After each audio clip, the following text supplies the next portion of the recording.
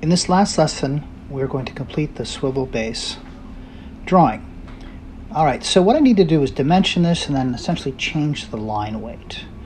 So you'll notice though on these drawings that you generally have a space where the from the center, and you want to try to keep that space there. It gets a little confusing on drawings if you don't know where the lines end and where they start, so you always have a space between the part and the dimensions. So you want to maintain that, and sometimes it's a little challenging in AutoCAD, so I'll just zoom out with my mouse. I'll scroll out and then I can drag it straight down and then come back up with it. So that's what I'm doing here on the dimension for the 60 millimeters, and I don't need the one on the top. We did that as our construction tool. And so what I'm going to do is finish dimensioning this, and I'm actually going from the where the center mark is. And so I'm also verifying, of course, the dimensions before I submit the drawing, make sure everything's okay.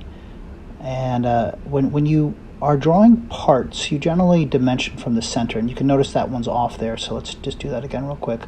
That's why it's always best if you can type in the coordinate rather than snap. The snap tool is much more convenient, but sometimes it can get a little sloppy, so you got to be careful. And then I can always go back in and drag the line down and verify the dimensions, and so I've got that gap. Alright, so that looks good. So let's get the we need the radius here, which should be 15, and I can put it in there. Again, I changed my dimension settings so that it would represent and mirror what my textbook is. All right.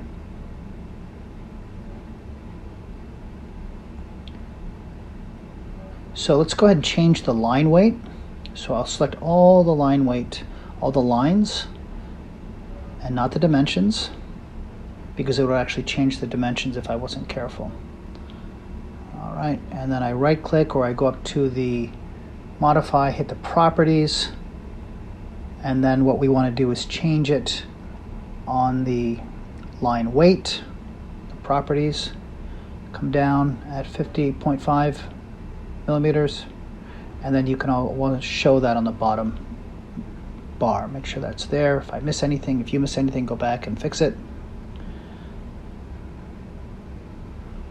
All right.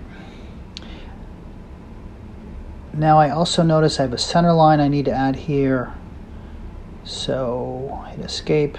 I generally don't like to have that properties menu around, but let's go ahead. What I'm going to do is I'm going to start in the center. I'm not going to click it. I'm just going to hover over it, then move my mouse to the left, and then come all the way to the right. And this is going to be my center line, indicating that it's symmetrical, meaning the top and the bottom are the same. That's why I was able to mirror it in the previous lesson.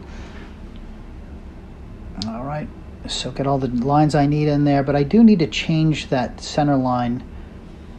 So what I'll do is I'll select the line, but I have to load it up, because if I would click it right now, right click and hit properties, and I go to the line style or the line type, it's actually not loaded.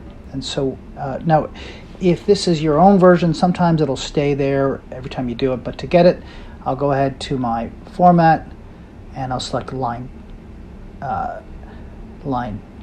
type, and I'll have to load it, and you can play around. There's a couple different centers. It really depends on the scale of your drawing. Make sure it's there, and now when I go in and select my line, it should be there. So I'll select the center line, and I'll make that change. Make sure you do that, and I hit escape, and I've finished the swivel base drawing. Put your name, title it, and you are done.